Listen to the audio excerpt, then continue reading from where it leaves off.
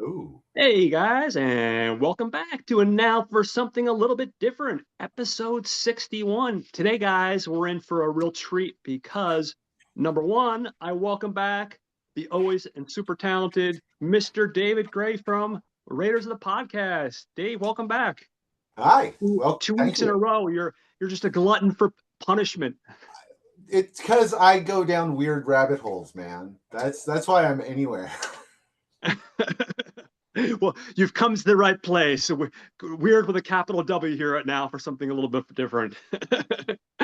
Welcome So, back, my friend. It's good to see you. thanks for Um, having no, dude, this is awesome. Like I said, I love people that are passionate about stuff like this, and I definitely love animation, which is why I've decided to turn mid-February into all the way to the end of March is going to be pretty much animation. Just my celebration of animation because I feel like it deserves more celebration. So this is a pleasure to me. have you. And today's pretty cool. We you actually when you were on last week's episode, you touched briefly on your experience with the film we're talking about today. Today we're talking about the film Felidae, which just got a absolutely stunningly gorgeous restoration through Deaf Crocodile Films. I actually watched the because I had seen the film twice this year, earlier in the year, once on YouTube, once on Internet Archives, and the transfer wasn't bad. It was the English dub, and then today or last night I got a chance to watch the 4K restoration, and they did an absolutely wonderful job. Really just gorgeous. The restoration's amazing.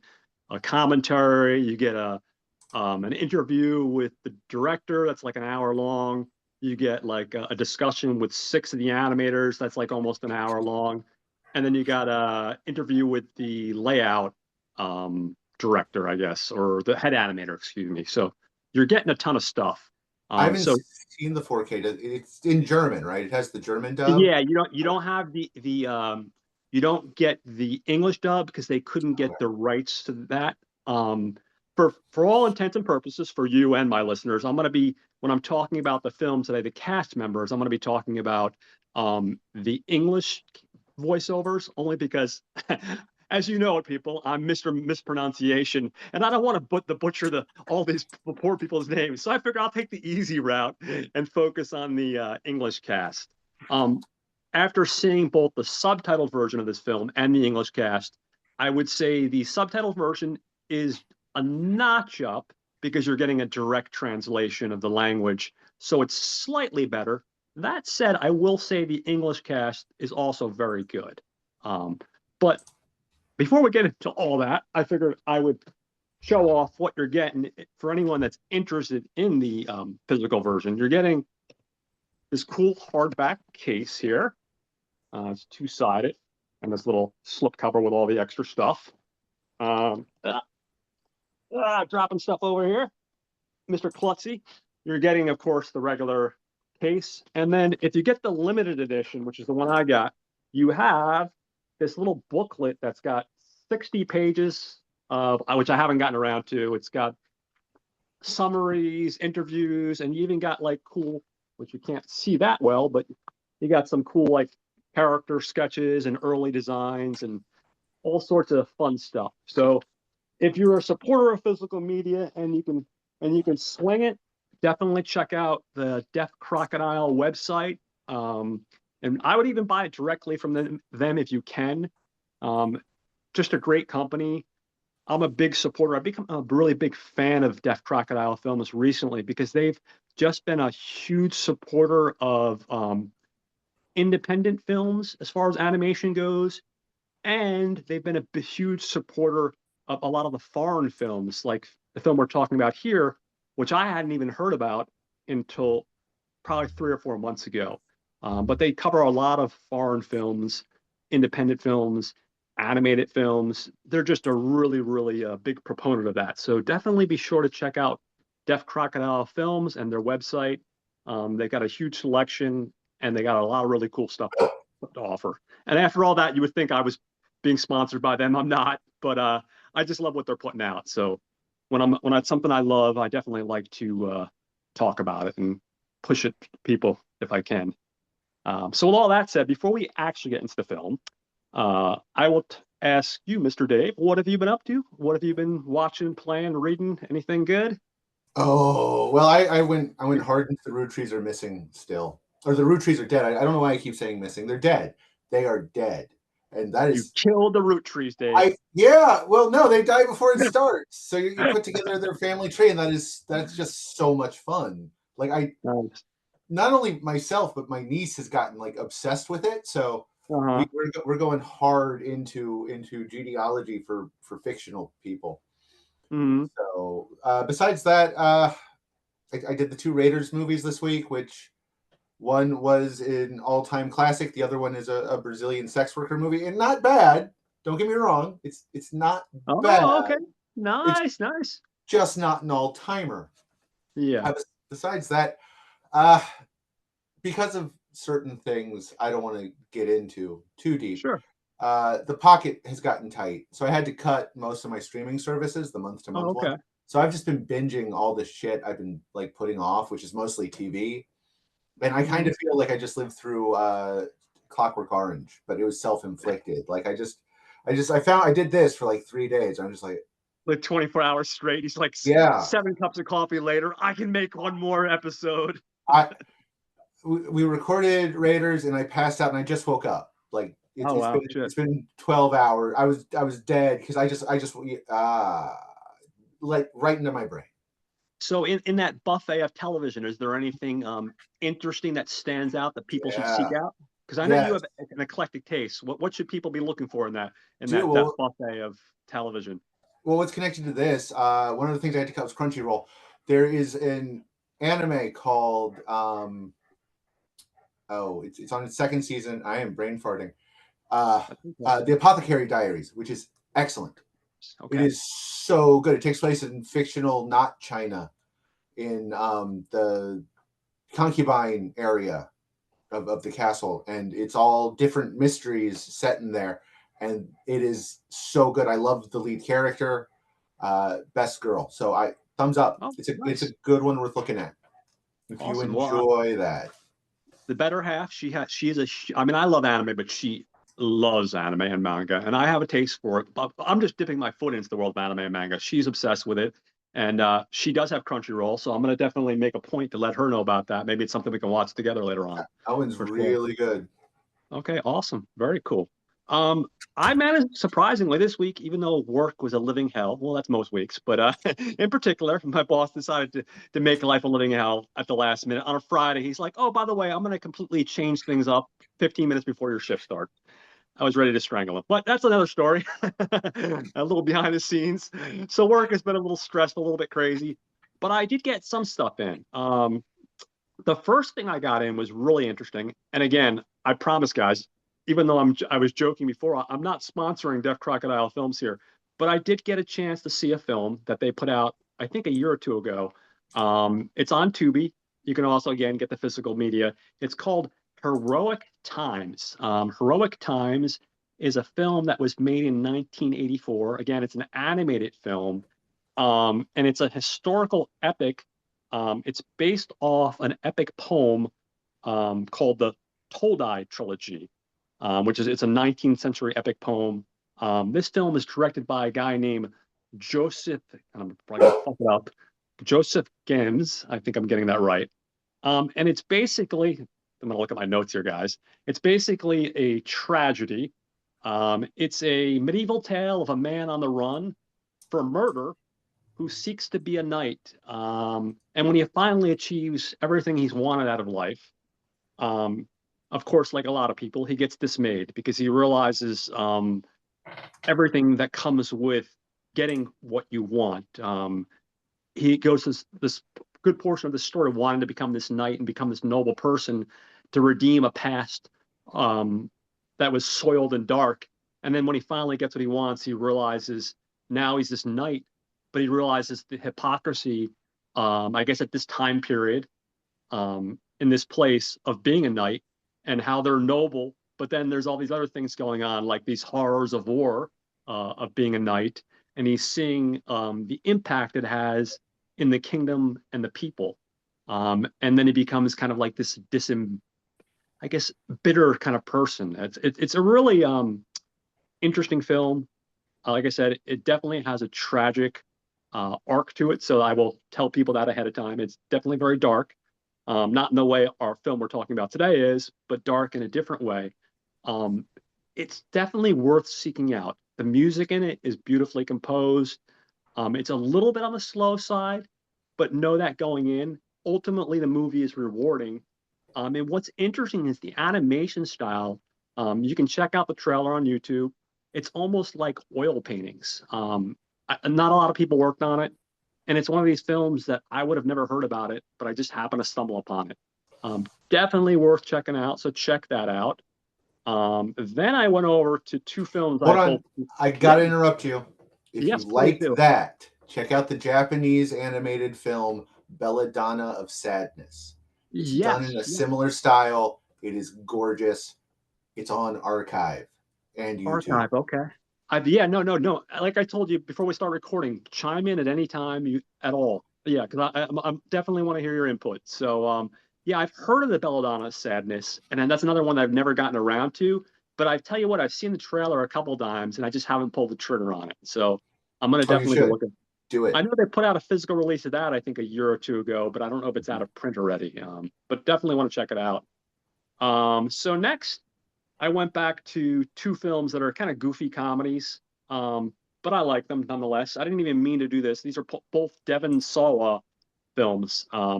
One is a 2002 film called Slackers. It stars Devon Sawa, Jason Segel, Michael Morona, and Jamie King.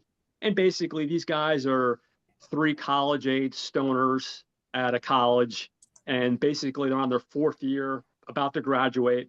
They've basically cheated their entire way through college, and lo and behold, they are thwarted when Jason Schwartzman, this uber uptight nerd, catches them cheating and blackmails them. And it's a stupid slacker comedy. I like it probably more than most people will, but it's a goofy comedy and it's worth checking out. You know, it's one of those Tubi ones you can find on good old Tubi.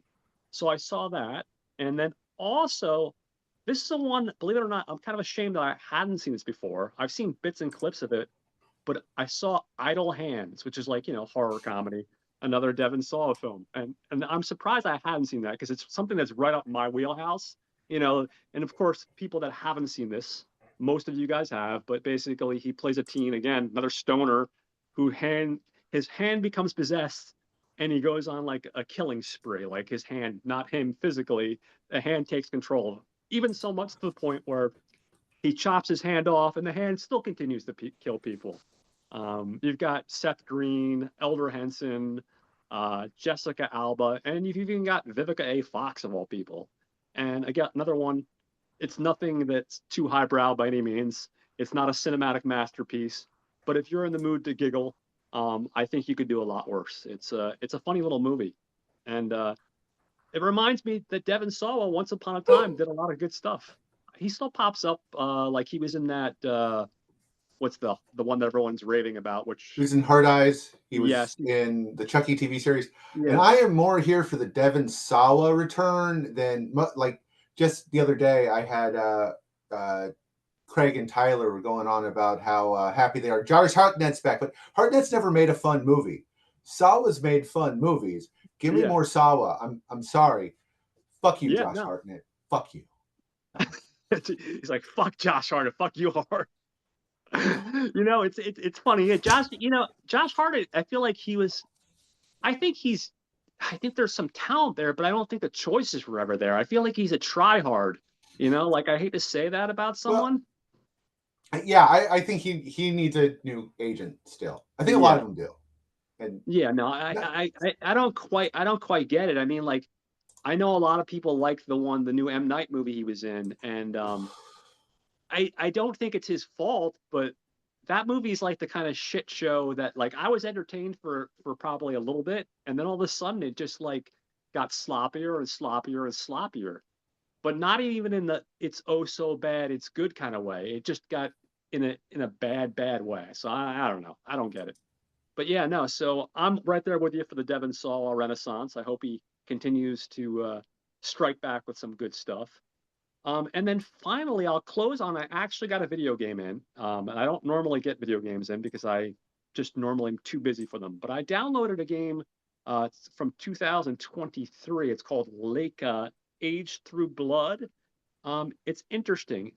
This is basically like Metroid, and for you old people out there like myself, like Sight Bike. You play this little coyote on a motorcycle in this post-apocalyptic world, and you're trying to basically protect your family and village by navigating your way through this world. And you're basically using your motorcycle to do cool stunts and attack people. And it's not the type of game I normally would get, only because I am horribly uncoordinated. And this game is all about timing and getting things just perfect. And that's not me at all. Like, I'm like Grand Theft Auto, I'm like deck building games, and I'm like turn-based RPGs. That's more like my gear. But when I saw like Excite Bike, I was like, ooh, that's got my attention. And then I saw Metroid. I'm like, oh, well, I suck at those type of games, but I pulled the trigger on it anyway. It's definitely a lot of fun. I'm only a couple hours into it at this point, and of course, I've been cursing those entire couple hours. But eventually, I'll get better with my timing, and I think I'll get more out of the game. But if you're into those type of games, especially the Metroid type games, for those gamers out there, I would look into it. It's worth checking out. And I know at least for the Xbox, I've seen it on sale a couple times for like maybe $12. So it's not like it's an overly expensive game either. So yeah, so that's pretty much what I've been up to. So with all that said, I will get into our feature film for today. And like I said earlier, today we're going to be covering the feature animated film out of Germany, Felidae. Felidae got a release initially in 1994. It was directed by a gentleman named Michael Schack. And Michael, I apologize if I got your name wrong. Um, he's, like I said, a German director. A lot of these credits, I think most people, and hopefully, maybe I'm wrong, hopefully I am wrong, are not going to be familiar with because they Well, seem to. he did three that I know were big in the late '90s. Yeah, I know that like some of the titles I think were big over there. I don't know. Are you familiar with any of his other titles? Like, have you seen any of his other titles? Yeah, I mean, well, I haven't seen them, but I know that they were But you know of popular. them. His Pippi Yeah. Longstocking trilogy was pretty popular. Oh, okay. Because I used to, at the time, because I'm old, like you're old, uh, I worked at Borders. I ran their DVD section. So Oh, we okay. sold a ton of those Pippi Longstocking adaptions. Oh, well, that's awesome. I'm glad to hear that his stuff was popular because I was looking and I felt bad because I feel like I'm pretty well versed and I'm looking at the resume and on IMDb.com and I'm going, man, I don't recognize any. I mean, I know Pippi Longstocking, but I didn't see his adaptation of it basically. Um, Yeah, so I haven't seen it, but they sold. I can tell you that much. yeah, well, good. I'm glad, man. Listen, I'm always glad to see a director who I think is capable of doing interesting work and see that his work is getting out there. Because the more people it reaches, more it sells, maybe the better chances of him having a chance to do something else. That's the way I've always looked at it. Um, I think some titles that seem to be, besides the Pippi Longstocking, which came out in '97, he did a film called The Little Punk People, which came out in '92. And then he has a series of films with this one character called Werner. Like he has one film called Werner and the Wizard of Booze, which I love the title. I'm kind of hoping I can seek that one out. Just that title alone, I'm a sucker for a title. And then he has another one called Werner Eat My Dust, which came out in '96. Again, like you said, Pippi Longstocking, which came out in '97. Dieter, which came out in 2006. So those are a handful of titles that he worked on. Um, then when we get into our screenplay here, we have a gentleman, it's actually two. We got Martin Kluger. He did a film called Strangers and Lovers in 2012. Here Comes the Bride in 2018. Hold on a second, guys, because I have my little tablet and it's just kind of misbehaving a little bit. So just give me a second to mess with it. I apologize. Um, Come on, hold on, bear with me. Um, Oh, here we go. Berlin won in 2015. So those are three titles. One screenwriter worked on. Um, and then we also have the novelist himself, Mr. Keith Perinci. He had something to do with the screenplay. Obviously, he's the guy that wrote this novel and apparently seven other Felidae novels. Um, we said three of them are available in America, right? Yeah. Yep. One, two, And and five. one, two, and five. Of course, they Yeah. have to throw it out of order. They couldn't give us one, two, and three. I Like don't the think they're, from what I recall, they're not connected. oh, okay, okay. So That's just the OCD in me. I just, yeah, I one, get two, it. and three. Damn it, not one, two, three, five. But anyway, that's nor here nor there. Apparently, he also did a screenplay for a film called The Door, which came out in 2009. Yeah, so yeah, that's a little bit about him. When we get into our music here, we have Anne Dudley. She did a lot of stuff like Say Anything. She composed that. The Crying Game, the Full Monty, which she won an Oscar for, and Monkey Bone, of course, of all things. She's also a member of the synth pop band The Art of Noise. And I would be remiss if I did not mention our title song. And this one kind of threw me off because I didn't recognize or make the connection. The title song, which is Felidae, is sung by Boy George, which I didn't realize. So that's interesting. Yeah, Huh. I didn't. I Yeah, that's what they're saying. I didn't did sound not like his voice when I listened to that title song. I didn't make the connection. But unless who knows, Internet Movie Database does get things wrong every once in a while. So or maybe I misread it, but I could have sworn that's what it said. Um, when we get into our editing department, we have a gentleman named Forster Anderson. Looks like he did Felidae. He did something, a TV show called The Ketchup Vampires, which I'm going to go ahead and say that's animated. That was between 91 and 92. He worked on 7 episodes of that. So not a lot. Um, there's, believe it or not, a ridiculous amount of editors, like 3 or 4 editors. So I'm not going to go into every editor because like literally the 3 or 4 editors here. Um, I'm gonna I'm going to go on to animation department. When we get to our animation department, we had 191 animators in our animation department. Apparently, I think they worked with like something like 20 different studios because I remember it was like they did it in like Korea. There was an animation studio working on it. Ireland, like there was a huge amount of animators working throughout the world on this film.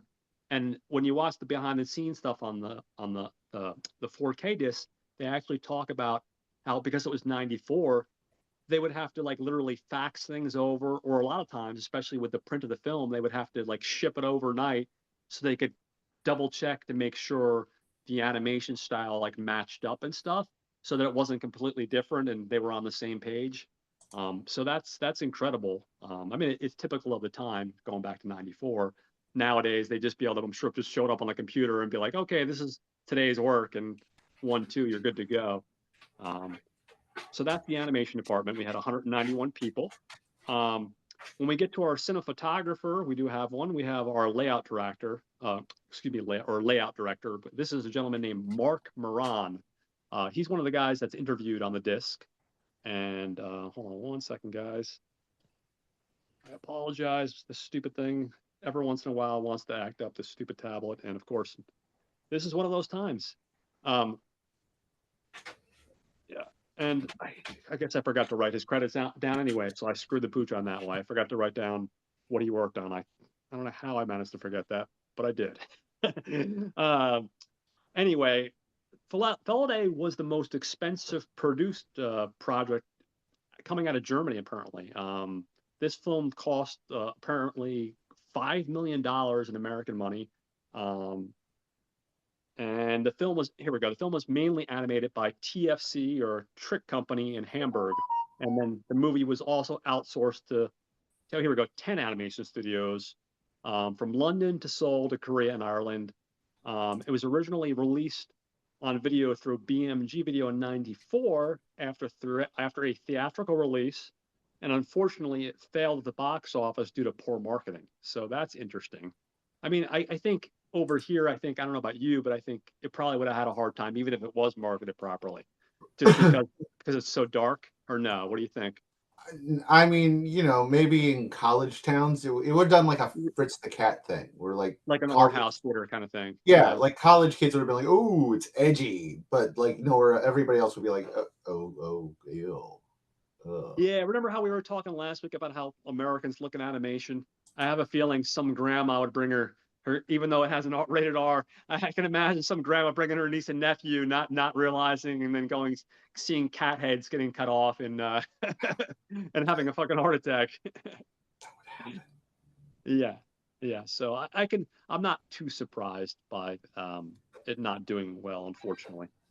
Um, Now from there, I am going to go into our casting, and like I mentioned earlier, I'm just focusing on the people that did the English dubbing of this versus the German actors, just because it's a little bit easier, and like I said, I'm less likely to mispronounce people's names. So, uh, playing Francis, our main character, the cat, we have a gentleman named Jeff Harding. Now, Jeff Harding, typical voice actor, you're going to see a lot of credits from animated stuff. He did the animated movie X that came out in 2000.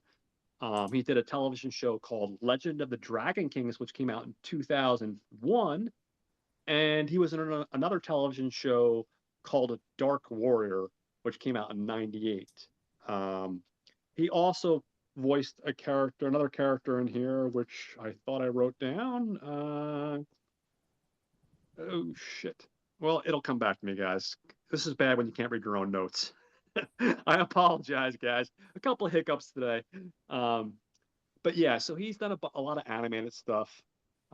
Next, we have Bluebeard.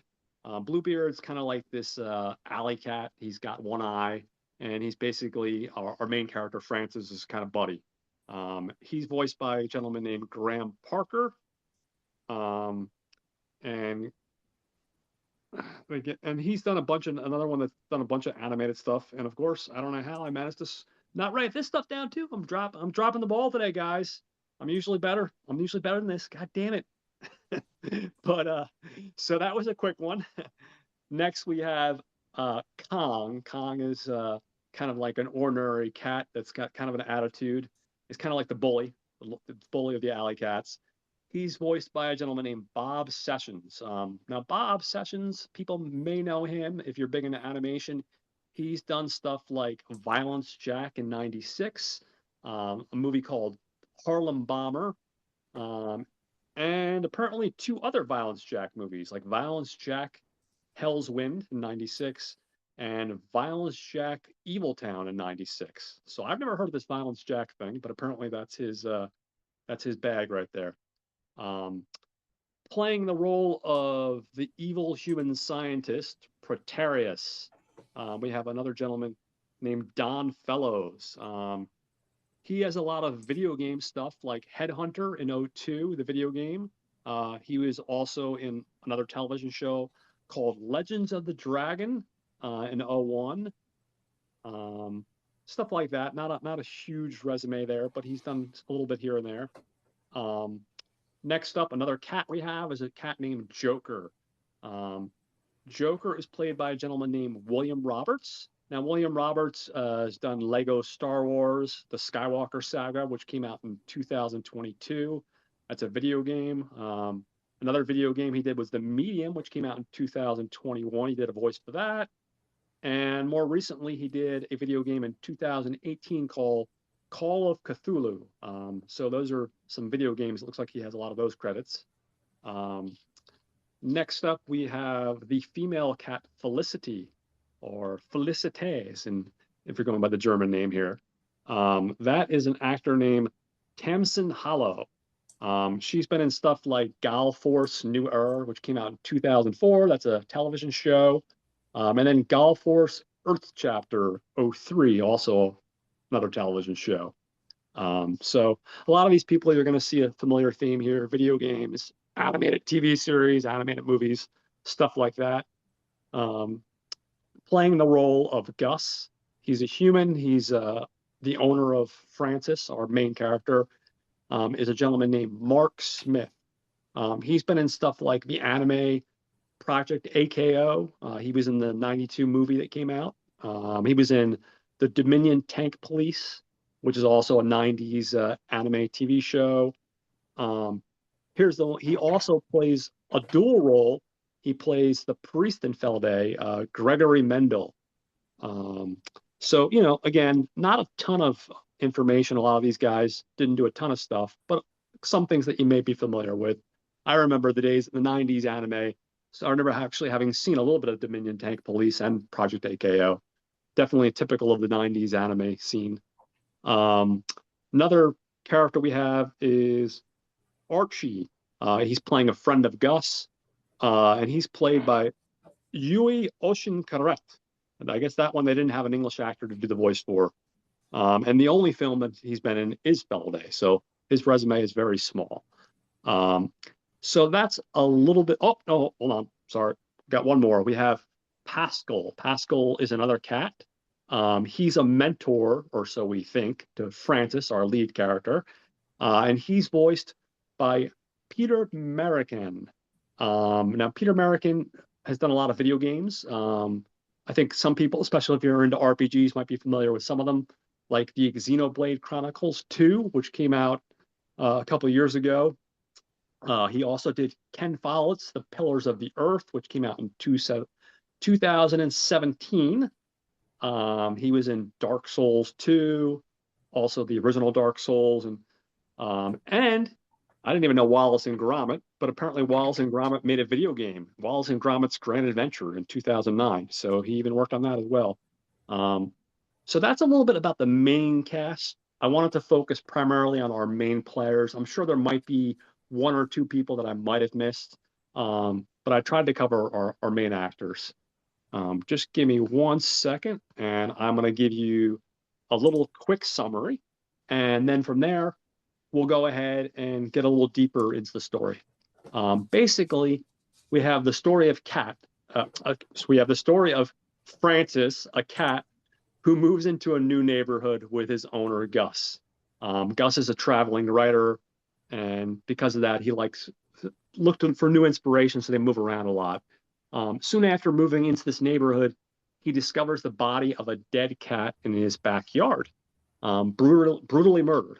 Along with the help of a local street cat who he meets named Bluebeard, um, he goes on a journey to try to figure out what's going on, because it becomes one murder and then another murder and another murder. And he's basically trying to figure out what happened, who did it, and why is it happening. Bluebeard is, like I said, he becomes his buddy. He's kind of like his ally, and he refers to the humans as can openers because he's an alley cat and they're basically a food source. So I thought that was a cool little note to make.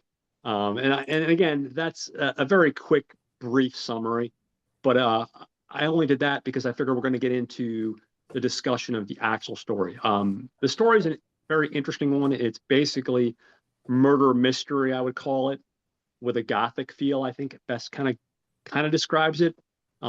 And obviously, there's a lot more to it. There's a lot more layers to it than just that.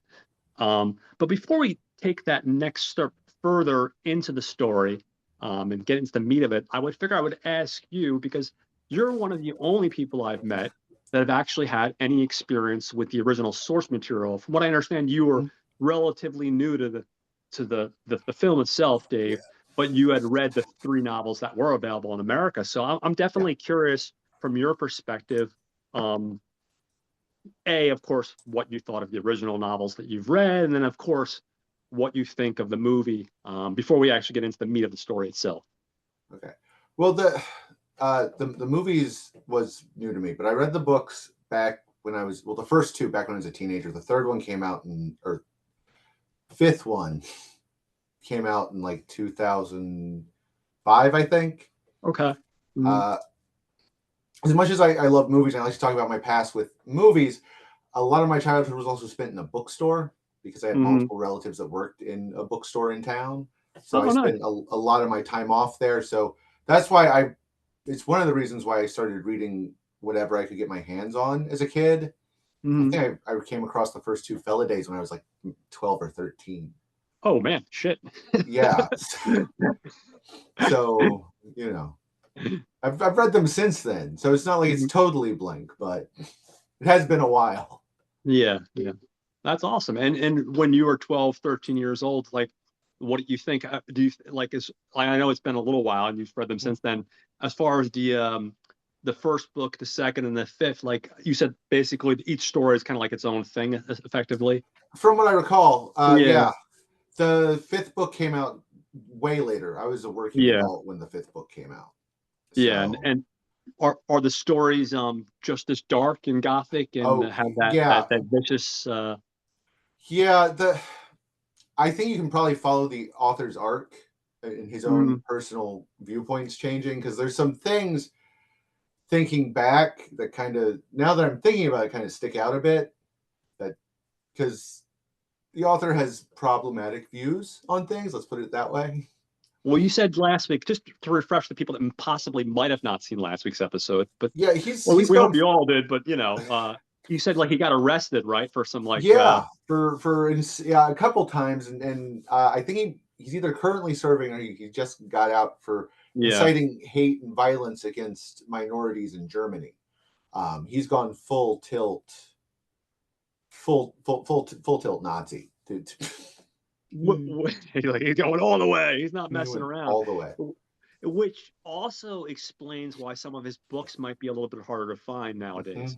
Because from what I Yeah, understand, one of the things I do remember listening last night when I was listening to behind the scenes stuff is that in Germany, from what I understand, the books they were all just yanked. just Like gone. Yeah, it's difficult to find them over here. I mean, okay, difficult to find them at a reasonable price over here. Let me rephrase that. yeah, But they're not as readily available, I guess, as they once were. The three books, but over yeah. there, yeah, they weren't messing around at all. Mm-mm. And Germany doesn't fuck around. no, currently not. And it makes sense based off. We'll talk about the ending in a little bit, but it makes sense based off because now at this point, like I said, I saw the movie 3 or 4 months ago for the first time, and then I saw it twice this week. Um, and it definitely, when you see the way this movie unfolds and some of the themes we see throughout the story, you can kind of go, oh, okay. And then you hear about this guy in real life. Like the first time I saw it 3 or 4 months ago, I was like, okay, well, this is just a really well written story. And like, hey, this is fucked up and dark, but it's good. And then you hear about the arrest, and you're like, well, okay, I guess he takes his stories a little bit close to heart there, you know? Yeah, I don't know how because the book really gets into it's anti eugenics, it's anti race, like it's very much against the things that he is now totally in favor of.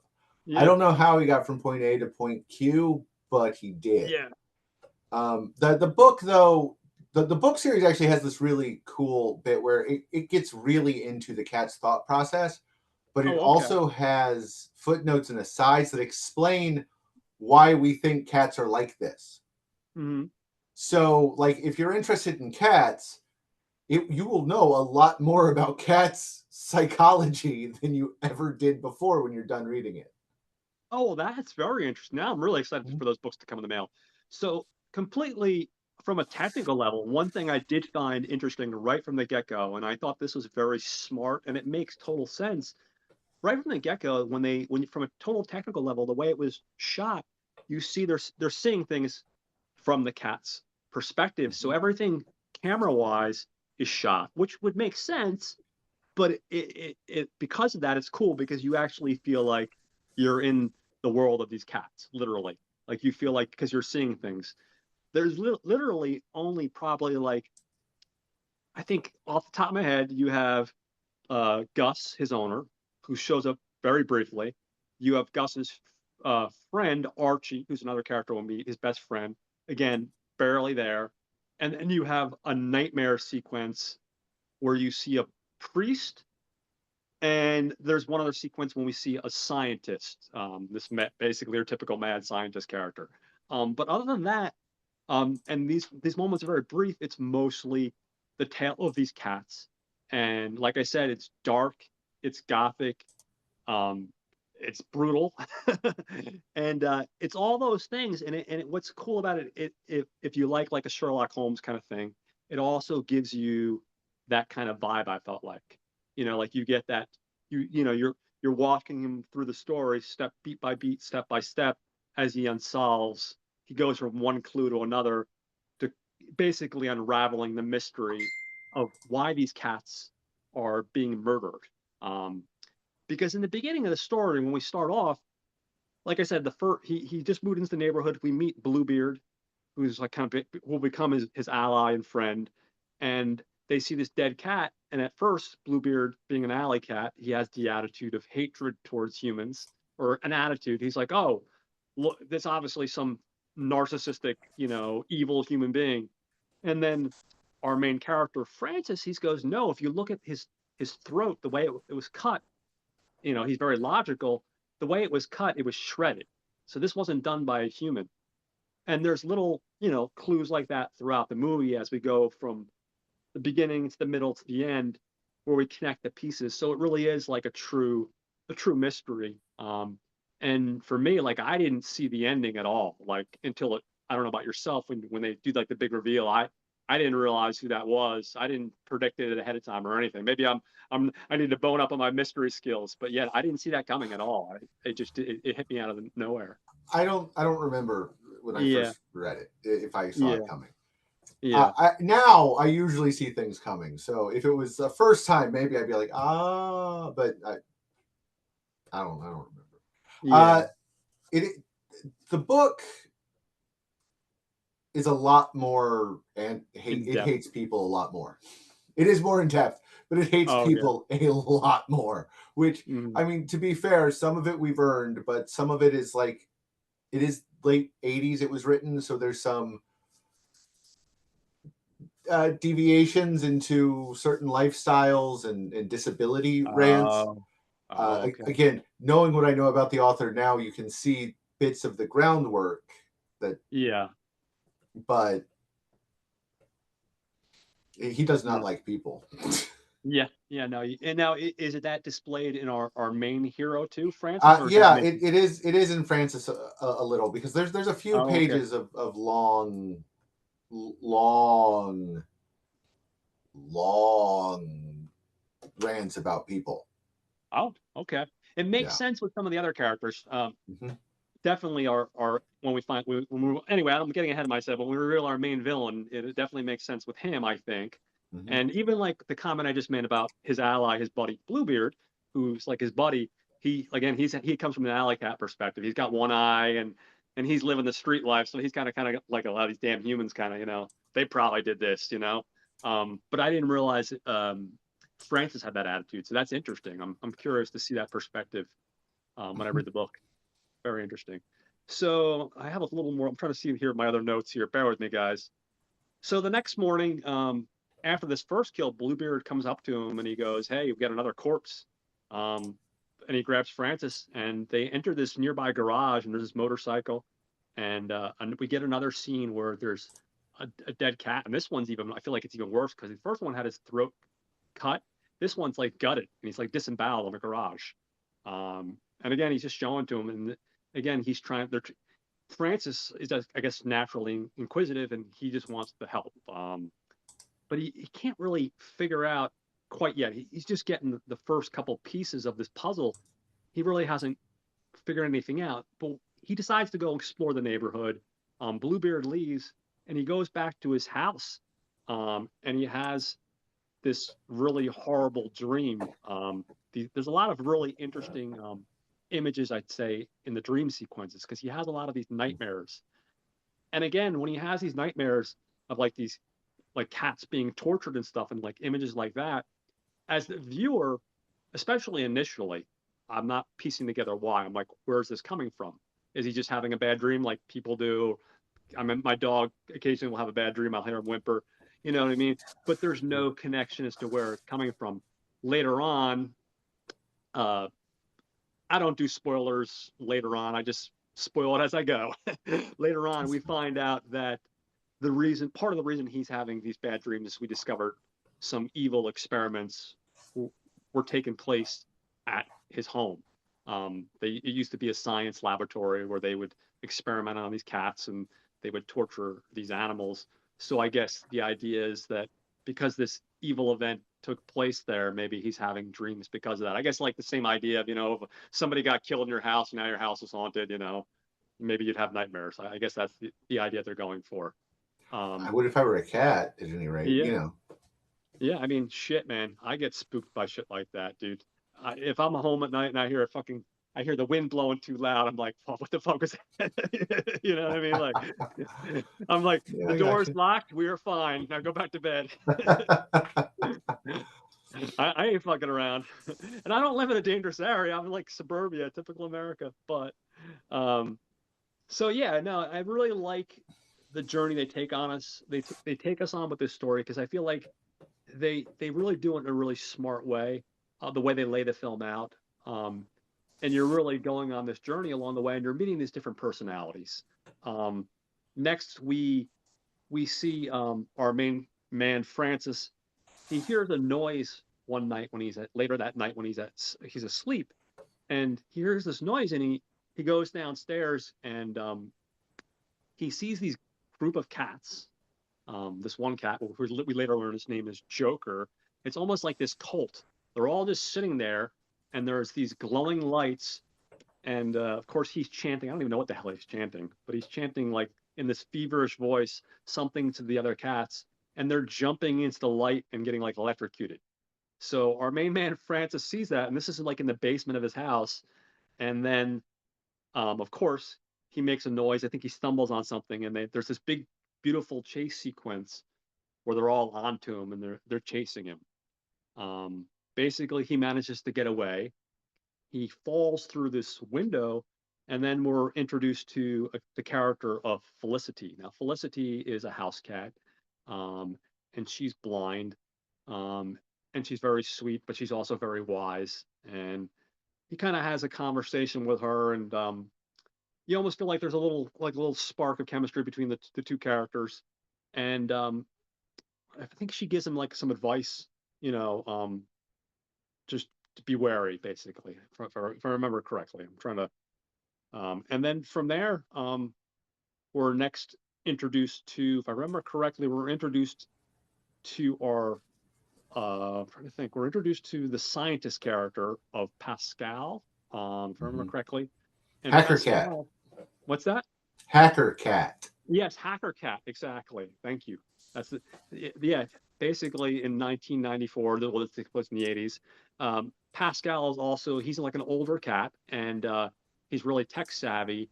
And Bluebeard introduces him to Pascal, and basically, he explains to him that he has this database of all the cats that were murdered, and basically Francis says, "Hey, I noticed the couple cats that I've seen so far that have been murdered. They seem to be like I think like the same breed. Is there any way you can check that?" And then when he looks on the computer, he sees that all the cats that were murdered up to that point were the same breed of cat. And then to make matters even worse, he says, "Oh, we just recently got a new cat that I just found out was murdered, and apparently this is Felicity, the female cat that he had just had an interaction with about an hour ago." So, he leaves and he goes over to find Felicity only to find um, this horrible scene. Basically, her whole head is just cut off from her body. Um, and from there, things just get crazier. He continues to have like these dreams, these fever dreams. And of course, more cats continue to die. Um, One day out of the blue, and this is kind of random, it does make sense later on in the story, he meets this mysterious cat in his backyard. This cat's like purring in his backyard and purring his name. And we never get the name I could find for this female cat, but basically she's in heat. And we get a cat sex scene. Who knew we needed a cat sex scene? But here it is. She Dave's like, yeah, bring that cat. We might should have invited Tyler too. He might have been. Oh, he'd be all into it. Yeah. That's why it's still on my list for the podcast, man. He hasn't seen enough cat sex scenes yet. Exactly. So we basically this cat's like he's just chilling out. Francis like in chill mode. He's like asleep. He hears this cat wakes him up, like in heat, purring, calling out his name. We never get the cat's name, and basically, of course, she's in heat. She seduces him, and then basically he sees this cat and he asks, "What breed are you?" And she's like, "Oh, we're a new breed," and it's kind of like at first when I first saw that scene, I'm like, okay, well, what's the point of this? Other than, I mean, listen, whatever, cat sex scene, I'm down, whatever. I don't care per se, but I'm just like, where are we going with the story from this? Like what was the point? Because at that point, they don't really give you other than a random cat sex scene. But so you have that, um, and then later on from there, he goes back. I'm trying to remember exactly here. He goes back to our scientist cat again. What is Cal, right? Pascal, and Pascal. he tells him about Pascal. He tells Pascal about that, and Pascal just says, sometimes things just evolve, very mysteriously. Sometimes new cat breeds just, come out of nowhere. They just through evolution. So this is when I feel like we're starting to kind of lay the foundation a little bit for the mystery being solved, because it just seems like it's kind of like out of nowhere. That's just kind of like it kind of threw me off as kind of a random statement. Um, we basically from there we see our main character start to get an idea that something's off, but he's starting to like try to put together the clues a little bit more. I feel like he's trying to put together the clues a little more, and he comes across um a book, I think, at his house, and the book kind of gives him some information, um which I think he realizes might have something. No, no, no, it's not a book. Excuse me, I'm losing my train of thought. He finds a VHS player with a recording, and this is where we see the scientists, the human scientists. We see like this video of them experimenting on these cats, torturing these cats. We find out one of these cats' name is Claudandus, excuse me. And this one cat, Claudandus, managed to survive being tortured. And effectively, what the scientists were trying to do is they were trying to come up with this like glue that you could put on someone that would heal any wounds. But in the process of making this glue, all these other cats were tortured and killed because they couldn't survive the process. Claudandus survived the process. Um, so we watched this video, and that Francis finds, and basically from there, Francis comes up with finally the clues that go, okay, well, this Claudandus character kind of looks like somebody else. And this is where he kind of comes up with the idea that this is actually Pascal. If I remember correctly, am I screwing that up, or is that? I'm trying to think if that's how it plays out. I'm pretty sure that's how it does. Um, and then from there, he basically goes to confront Pascal. He goes on the computer, he hacks his computer basically, and he finds out the master plan. Basically, Pascal says, "Yes, I am this Claudandus," and he tells him this story about how he survived the torture uh, of these human scientists, and his genetics got altered, and I guess he became smarter and he became stronger. Um, but obviously, he has hatred for humans.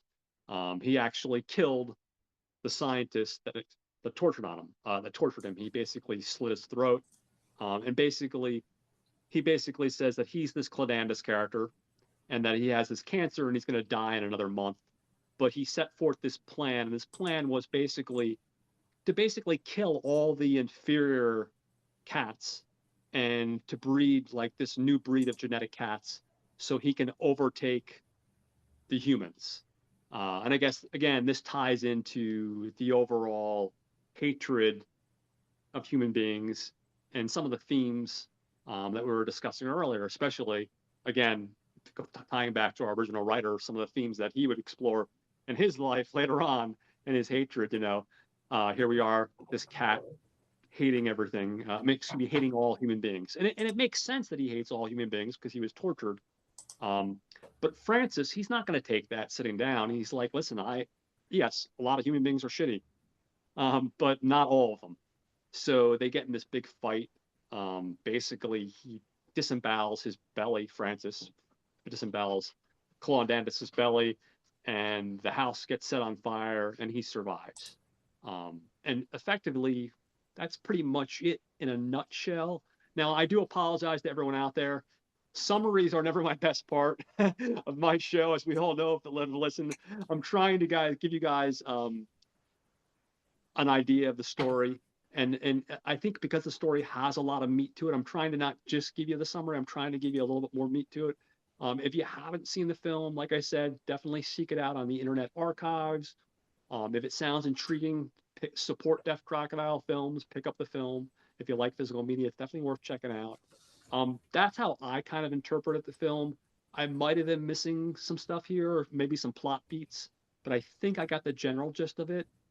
How did you interpret just on I mean, you just talked a little bit earlier on your take on the film, like your Right. experience with the story, but let me hear how you see things, your interpretation, plot beats, all that fun stuff. Well, the book and Yeah, the movie too. The names kind of are a big deal. yeah, Uh, Claudianus means he who must be destroyed or okay. closed or stopped. It's, Hmm. a rough one. Um, crap, you listed them all. I got to pull it up again.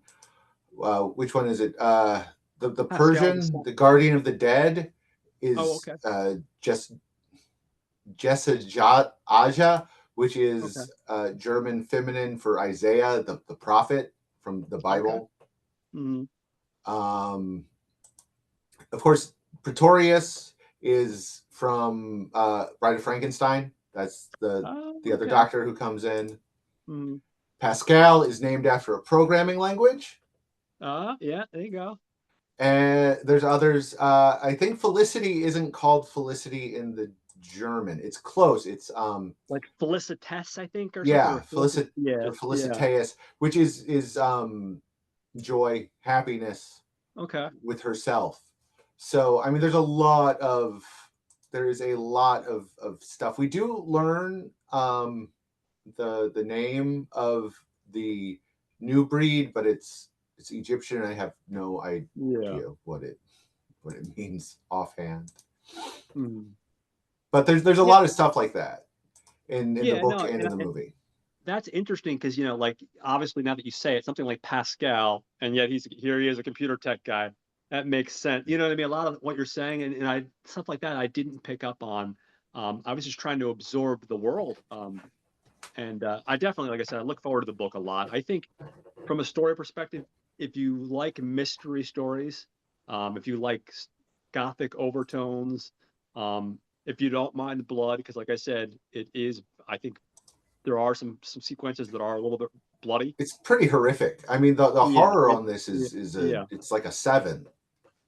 But I think if you chart the course from the beginning, middle, end, I feel like there's a throw line, a tone, obviously that's set, and I think you really are on. Like I said, I use the word journey a lot in this episode, but true, you really are on a journey, and I feel like it's a rewarding one because I feel like I said, I didn't see any of the stuff coming, um, especially the first time at all, like especially the reveal or anything like that, and it's really well acted. Like I said, I think even though most people probably aren't familiar with the voice actors that I listed, even the voice actors, the English voice actors, they did a pretty good job. These are the days when you couldn't throw 5 million at Joseph Gordon-Levitt to be in whatever Miyazaki put out. You know what I mean? So these are guys that are just working actors. And I think they did a pretty good job. Obviously, the German version with the subtitles, I feel like is a slightly better because obviously I feel like it's usually better when you get the subtitle version. But they did a serviceable job on the English cast. Yeah, I would say definitely check this out, people, if you haven't. Definitely a thumbs up. If you enjoy it, try to seek out the books. Maybe someday we'll get more of these books. I don't know, but I definitely at think least try so. to find the three that are available. I'm surprised they're not available like on Kindle or something. For our digital readers.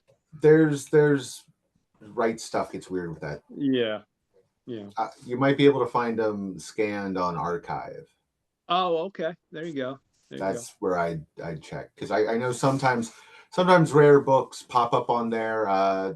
Who Censored Roger Rabbit's on there, and that's been out of print for over. God, that's been out of print for a long time. So, Well, okay.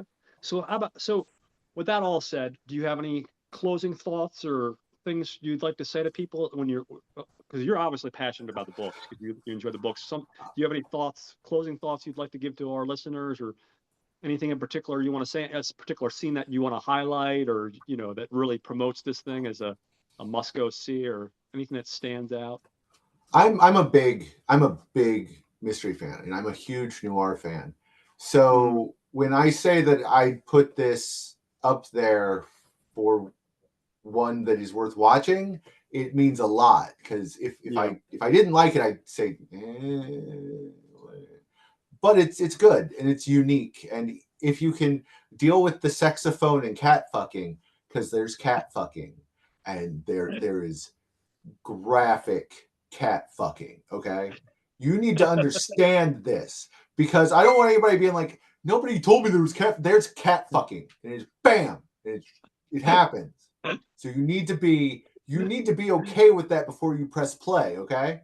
I might put that in the title when I post that later on. You should. Felidae, just so you know, in parentheses, right next to the title, cat fucking. Yeah. Special guest.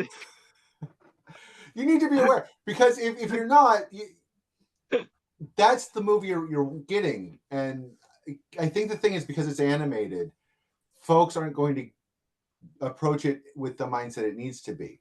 But this is a serious, I mean, like it in its approach to the material. No, cats making a new breed to take over from the human race is not a serious topic, but it treats it seriously. And I think that is something that we don't get enough of, especially in modern films, where like they'll treat Batman like Batman's serious. Yeah. A rich man in his pajamas beating up the mentally ill. Yeah, that's serious. But okay. Come on, Christian Bale acting like he's been smoking cigarettes for 20 years. That was his take on Nolan's Batman. He's the guy that has one step away from lung cancer. Batman. I have my issues with most versions of Batman since Adam West. But that's not what I'm here for. But folks treat that seriously, but they wouldn't take this seriously. And I think if you do approach this as a serious film, there's a lot to get out of it. There's a lot of hidden depth to it. There's a lot of smart ideas. There's a lot of well done bits. And if you can grab the 4K, you should definitely go for the 4K. I ordered it while we were talking, so if you wondered what I was typing away, I was ordering myself a limited edition. So that'll be coming soon. Sweet. Well, I'm going to be curious to hear your thoughts after you've seen like the commentary and the behind the scenes stuff. The interview with the director is really good as well. That's really good. Wait. I'm and the book, of course. I will say what's interesting about this film. So apparently, one of the heads of Deaf Crocodile Films was two guys that run the company. I think it's the one guy's name is Dennis. When he had in one of the interviews, he was talking about apparently. So the director, Mark Schrack, I want to say his name is again. He hasn't directed anything in years. Michael, I'm sorry. I apologize, Michael. Not that you're listening to my YouTube channel. Hopefully you are, but I do apologize. One thing that was interesting is apparently this company was one of those ones that was acquired as part of a catalog. Apparently the company that owns the rights to it. And when the gentleman from Deaf Crocodile Films was trying to acquire, apparently this took like 2 or 3 years to actually give them the rights to release it. Because and at one point the guy even said like, "Hey, are you sure you're interested?" Like he was like, "Are you sure you want this film?" This was just a film that had been sitting, as like I said, part of the catalog this company had acquired, and they were like, "Oh yeah, eventually, he gave us the rights." And he also said another interesting thing about this film is that it was great that they got the film when they got the film, because in another 2 or 3 years, this is a case where the film was starting to the negative, I guess they call it, was starting to like disintegrate and get a little bit worse. So when they got a hold of it, they were able to the timing was just right. They were able to give it the polish it needed and kind of give it that proper restoration. But if it had sat for another couple of years, it would have just gotten worse and worse. And then who knows, it would have been lost to time, or we would have just had like a really bad deteriorated version of this film out there. So this is another case also, again, me going off on a rant, side railing, but this is another good case of one of these small companies going out there and really taking an older film that probably wasn't get the exposure that it needed, giving it some love and giving it that restoration, and like I said, anyone that's seen the 4K, you guys are going to absolutely love it because it looks wonderful. So it's definitely highly worth seeking out. Like yourself, I can't say enough positive things about this film. Um, it's really just a beautiful film to watch from a technical level, from a storytelling, the acting. Yes, there's a lot of obviously, like we said, dark scenes, and like Dave put it, if you want some good old cat fucking, you got plenty of cat fucking. So for all you furries out there, this is your movie. No, no, I'm joking. No, there is an explicit cat fucking scene. So get your box of tissues. And no, no, I know. I focus on it because I want people to be aware, because that is yeah, what it no, is. and I joke a lot, so Yeah. that's me. This, Yeah, no, this it's this there. this this is a very serious noir with hardcore horror elements, and this is one of the more horrific films I've seen this year. And I watch like all the new Shudder stuff like religiously. Yeah, It's my faith is Shudder yeah. movies, where I'm Mm. becoming an agnostic because they have yet to deliver miracles. Shutter's like hit or miss with me. So like this year I got rid of it. I should bring it back because I do like The Last Drive-In, but I feel like the problem I had with Shutter, a couple issues. Nothing against you, Shutter, but the issues I've had is like connecting issues. It's not the internet, but like sometimes their network, where I would have. Oh, And then the other thing was, I hate to say it, but some of the prints they get in some of the films, I feel like a little bit annoyed. Again, this is me ranting, but some of the prints they get of their films, I feel like are not top notch. And I know some of them have top notch versions out there. okay. I'm not saying it has to be 4K. Streaming is always going to not be at the same level, 4K or even Blu-ray. But I feel like some of the prints they've got in the films, they've gotten like some shitty prints. Yeah. That said, The Last Drive-In is great. And they do have some of their own original movies, which I think are really good too. Some of them. Well, the thing is, it comes with AMC Plus, and every Oh, year, okay. if you Well, that's look, worth it. you can get a year of AMC Plus for really cheap. Oh, okay. Okay. But because then you get like AMC, Shutter, IFC, like you get like it's Oh, okay. totally worth it when you do it that way. So If you hit that's it the right, you hit it the right time, like a Friday, Black Friday kind of thing. So, yeah, all right. Well, there you go, people. You got to hit it at the right time, and then you gotta hit the hit it the right jackpot. time, like the cat So, sex. like the cat sex, you just now if you walk into that movie, all of a sudden you're expecting just a gothic mystery. You're walking in, you're like, "What are you guys watching?" Oh, I'm just watching some cat porn. I wanted to be sure because No, I no, no. generally live alone, and I had a child run in during the cat sex scene. I Oh was, shit. Yeah, so yeah. You gotta. I had things to explain, and You've now been like, we're gonna turn this off right now. I'll watch I've the rest of this later on. I've underlined it. This is not a Tom and Jerry episode that you need to see. So, with that said, I want to thank you again for coming on. It was great to hear your thoughts. I want to apologize to my readers because, like I said, summarizing is not my strong point. So I tried to put together the pieces of the story the best I could for you. I do think it's one worthy of your time. Uh, Definitely make sure you check out Dave and the rest of the boys over at Raiders of the Podcast. Every week, they provide us with not one films, but two films. And they give us a really diverse selection. So that's what I like about you guys. You really, because you have the four guys, you really are getting, confessions of what is it, the Brazilian call girl, Confessions of a Brazilian Carl girl, and and then you get what the one that Craig picked, the Harris. The Heiress, which is a William Wyler classic. It's in the Yeah, National Film Registry, yeah, Library that's of awesome. Congress. So we cover, and you never know what it's going to be week to week. So if Well, one week it's two movies, and you go next week it'll probably be something you've never heard of, and no one's which is heard. awesome. But the diversity, like I said, the diversity is and obviously you guys, that's the first thing, the banter between you guys, the joking about busting each other balls, giving each other hell. But obviously that's just one foundation of it. And then obviously the diversity of the films you pick, which Right. before I step on to the other podcasts that they should be listening to, I do have to ask you a question that I meant to ask you the other two times you guys were the two times you were on. how did the Fantastic Four, I'll call nickname you, how did you guys all get together? You guys are from all over the place. How did that come about? What Well, is the the origins of Raiders of the Podcast? IMDb horror board. Oh yeah, okay. All of us except Craig were on that, and then Craig came on when when that shut down, and we all moved because that's how most of us ended up on Facebook. We were Yeah, on IMDb, and then those shut down, and we all kind of drifted into Facebook. And okay. Craig joined. Kevin runs a page. It used to be the movie Menagerie, and now it's Hello Jason Isaacs.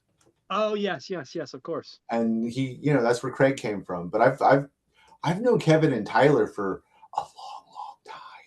Oh, okay. Well, yeah. Well, see, completely made sense, Tyler, because you guys are both in the States.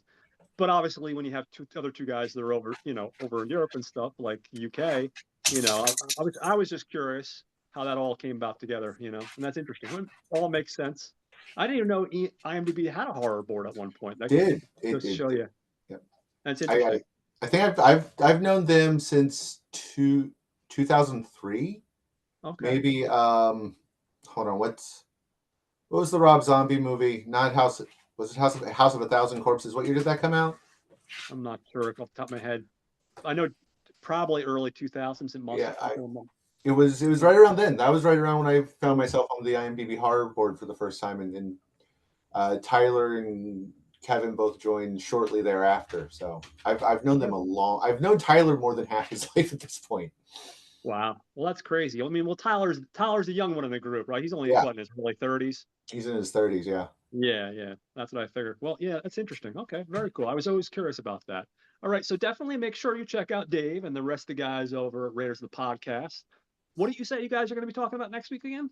Or did you decide Next yet? week we're doing two Gene Hackman movies. We're talking about Night Moves, which is my pick. It's another noir. It is an absolutely fantastic one, with, as far as I'm concerned, one of his best performances. And we're doing the submarine Crimson Tides, the submarine Oh, Hackman okay. movie. Yeah, Nice, nice. And was that a Kevin pick? that's Kevin. Kevin? Nice, nice. Well, Double Gene Hackman is fitting, especially with what unfortunately happened. They're still trying to come up with an Yeah, answer for that. I they that's have. going to be a twisted thing. I don't think I want to know it. The thing Yeah. is, I was going to pick Night Moves anyway. Oh, I okay.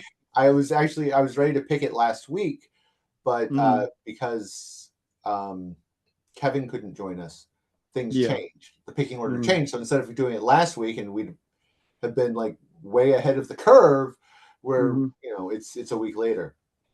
Well, I think it's awesome that you guys are doing that as a tribute to him. He's one of those actors. I mean, it's sad what happened. I will say this much to try to put a positive spin on a negative, which is the guy was 95, I think. I want to say Yeah, 94, 95. So at he was least up there. he had a full life. I think he's been retired since like 2003, 2004. So he even had a pretty long retired life where he was able to spend time with I think his girlfriend or fiance.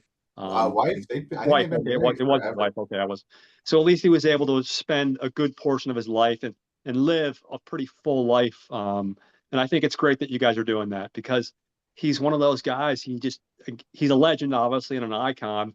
But there's just so many great choices out there. And for you guys to have a special episode to focus on that is awesome. So I'm going to definitely be looking forward to that, as well as your new episode, because I haven't had a chance to listen to that. So I'm going to be listening to that right after I do this.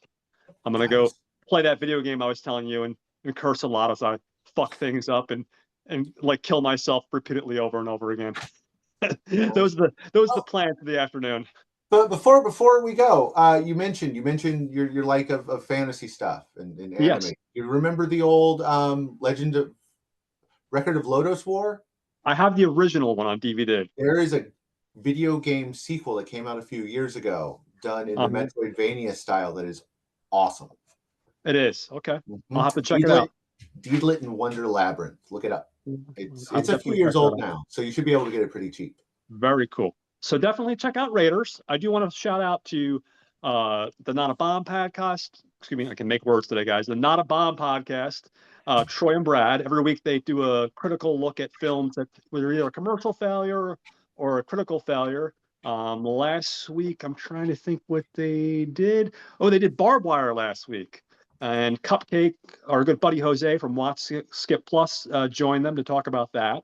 So check out that. I know. I I can't give haven't him seen Barbed Wire. Barbed Wire is the reason why the Mystery Science Theater movie just did like 4 screens. I have fucking issues, and I am not here.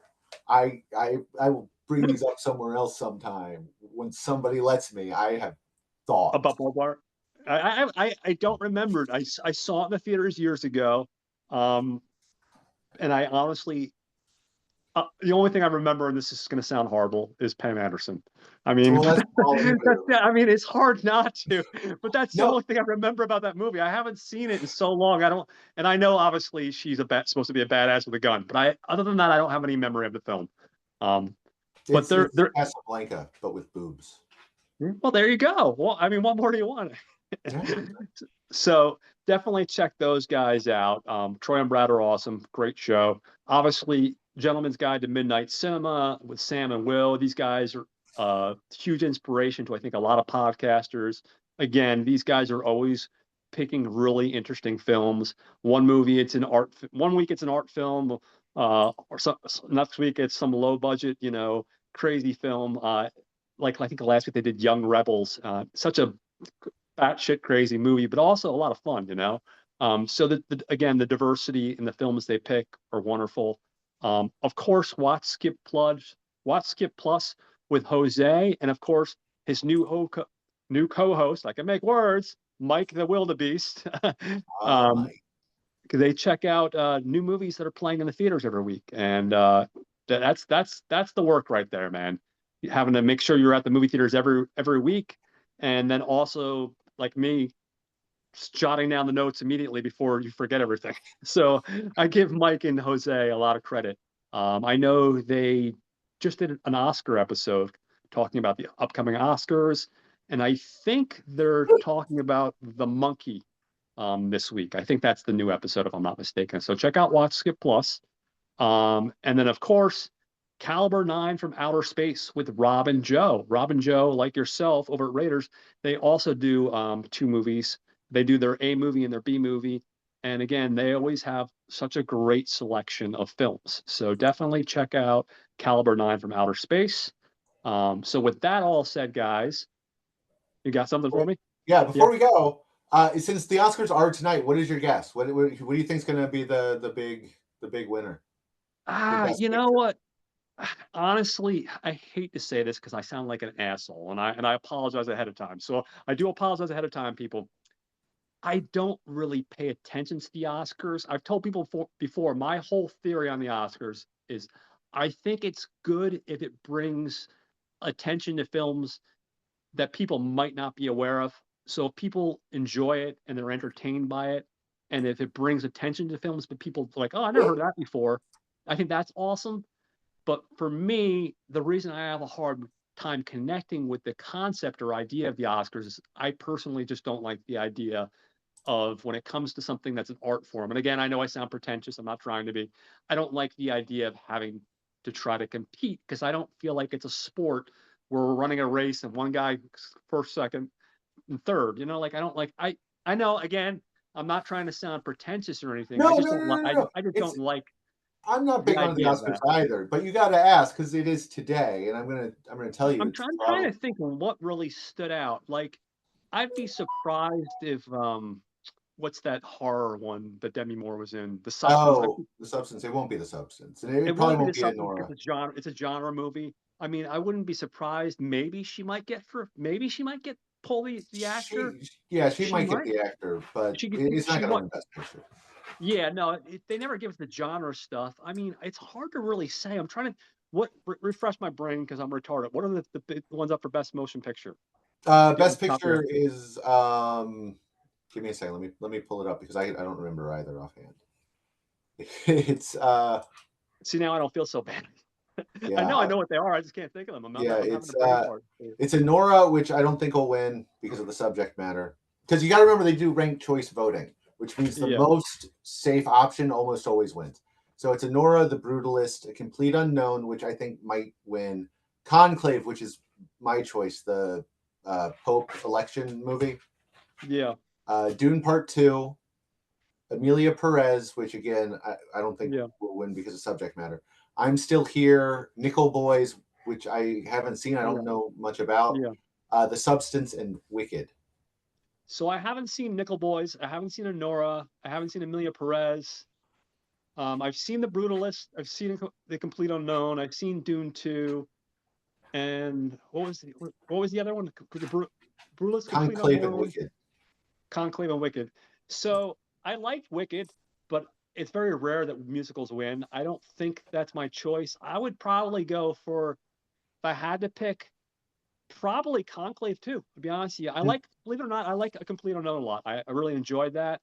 I I know it's blasphemy, but and it's not that I dislike them. And I'm gonna make a comparison here that I'm gonna get hated on by sci-fi geeks everywhere. There was something for me with parts 1 and 2 of Dune that just felt soulless. Um, and I know that a lot of, and I haven't read the books, so again, I could be completely talking out my ass, and people that read the books will probably tell me that. But just the way it was shot, there was something about it that just felt like it was soulless. And I know that's blasphemy to a lot of people, especially sci-fi people. I like, even though it was a mess, I really liked the Lynch.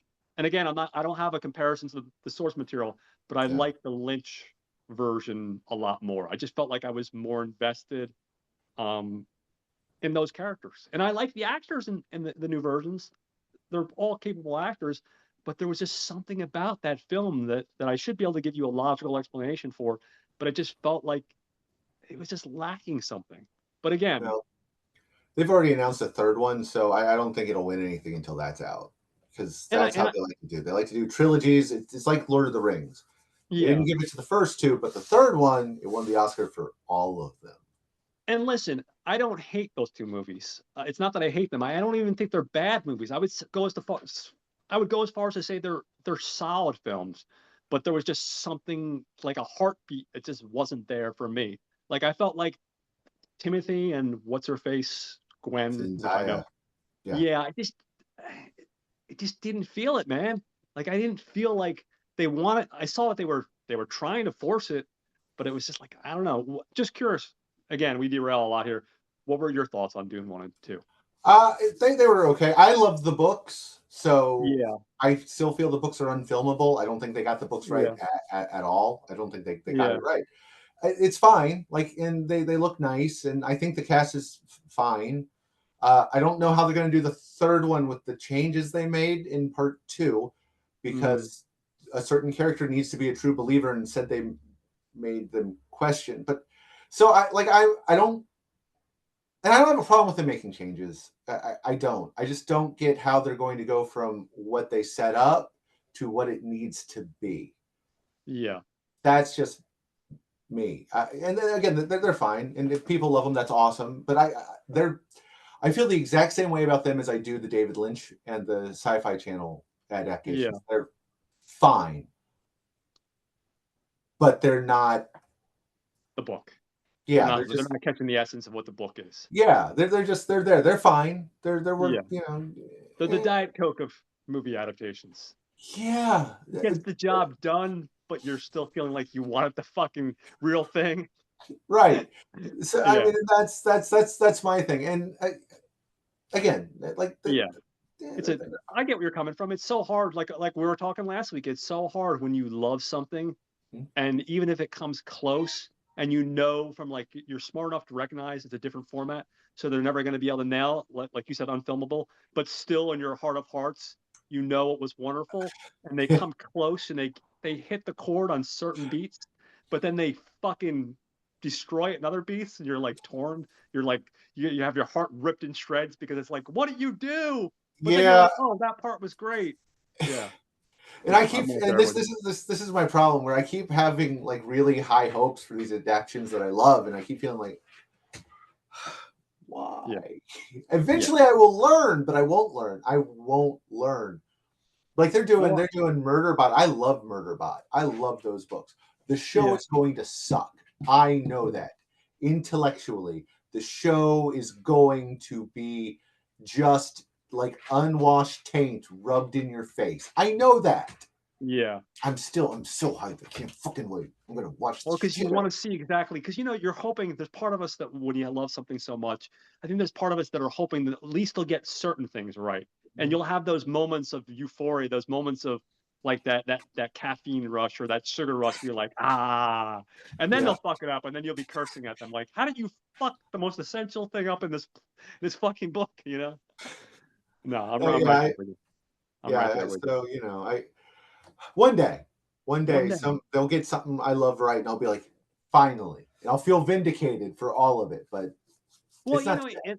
and also too, to be fair to the screenwriters and Hollywood and all these people putting together the pieces, is you got to realize also, we all do, that like one screenplay page versus one novel page are two different things. Oh yeah, You know what I mean? So it's so yeah. difficult to Well, it's nail.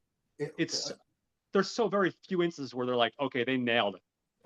well, it's like Dune and Murderbot, Yeah, and so much of it is internal, and you can do that in a book. yeah. You can't. It's It's hard to do just that in a film or a TV yeah, show. not without a lot of voiceover, which is going to derail your moment. So I get it. I appreciate the difficulty. I am still bitter. Yeah. I know where y'all live He's like, I know where you live. because I've been digging through your trash. I'm trying to see if I can find some scripts that are lying around for Murderbot. I want to see how bad you're going to fuck it up. So, how much I should prepare to get my heart broken ahead of time. But I still hold out hope. Yeah, you got to hold out hope, man. If you Yeah. love something, you got to hold out hope. All right. So, with that said, guys, I will give you a quick tease. Next week, continuing my animation streak, I have my first, well, technically, it's my second double feature, because my first double feature was with you when I did Aporia, and we did our other time travel film that you love, that I can't Uh-huh. think of Come because I'm on. having a brain fart. 12 Monkeys, original, something. Legente. Legetta, yes. I'm sorry. My brain, I had a brain fart, okay? That's Way too fine. often it happens. It's The older okay. I I get, the know that. more it happens, guys. So The yeah, lights that are was on, but no technically, one is home. I get it. I get it. trust me, the lights have been off and no one's been home for a long time. So that was technically my first double feature. That was a short film and a feature film. So that next week I'm doing two feature films. I don't know what kind of double suicide I decided to join into, but I do have two special guests. Rob and Joe from Caliber 9 are going to be joining me. And we're going to be talking about Ralph Boschke's Wizards from like 1977, I want to say. And then we're also going to be talking about the animated film A Wind Named Amnesia, which came out, I want to say late 80s, early 90s, because I didn't bother to write that down. So those are both interesting sci-fi films, and then hopefully it'll make for a nice little interesting double feature. So that's stuff you guys should look forward to. And I just want to take a minute to thank everyone for listening, everyone for the support, anyone that's left a comment or shared. I'm still a little channel. I've only been doing this for a little over a year. I'm taking my time trying to kind of grow my audience and do my own thing. But I'm trying to orchestrate a lot of stuff, like, because it's primarily me. People like Dave are wonderful because they take time out of their schedule to come on, um, give some of their time to the channel, and it's awesome. A lot of times it's just me, so it's a one-man circus primarily running the show. So I I couldn't do that. So nothing but respect for that. Just so you no, know. well, that's why I try lately more so than ever. I'm trying as often as possible, not to be needy, but I'll reach out to all my Facebook friends and like, hey, you got an hour and a half you can kill on a Sunday, or you know what I mean? Because it's hard. Last year I had, obviously, Mike the Wildebeest was on for about 6 or 7 episodes, and he was great. And then some stuff came up in his life, and he kind of had to step away for a while. And that's nothing but love for Mike, but it's hard to find a co-host. It really is. The fact that you found three, I give you a lot of credit. But I Well, haven't we were quite. ahead of the curve. You got to remember, we've been doing it a long time. Yeah, you've been what? You're 6, 7? 7. We just crossed Yeah. 400 a couple weeks ago. Yeah, so that's what you have to look forward to next week in the channel. I'm hoping I'm not going to be recording that until next Tuesday, guys. So I'm hoping this week I might be able to do a solo movie. I just have to see if I have time for it. So hopefully I will. But if not, next week you'll have a nice double feature to look forward to. So again, guys, thank you for all your support, all your love. I appreciate you guys checking out the channel. Oh, one more quick announcement, guys. It's taken me over a year, but I finally have gotten a hold of some editing software that I'm going to be playing around with. So finally, you might be able to see this incoherent mess I call a YouTube channel be a little bit more organized. You might get some music, some intro music, some outro music, maybe even a title above that says the name of the channel. You know, I'm gonna get all pretentious on you guys instead of this unedited mess that you guys see every week. So just some stuff. I don't know when exactly it's going to happen because I do have to learn this editing software, but something to look forward to hopefully in the next month or so. So thank you again, everybody, for listening. And thank you again, Dave, for joining. I hope everybody has a great weekend.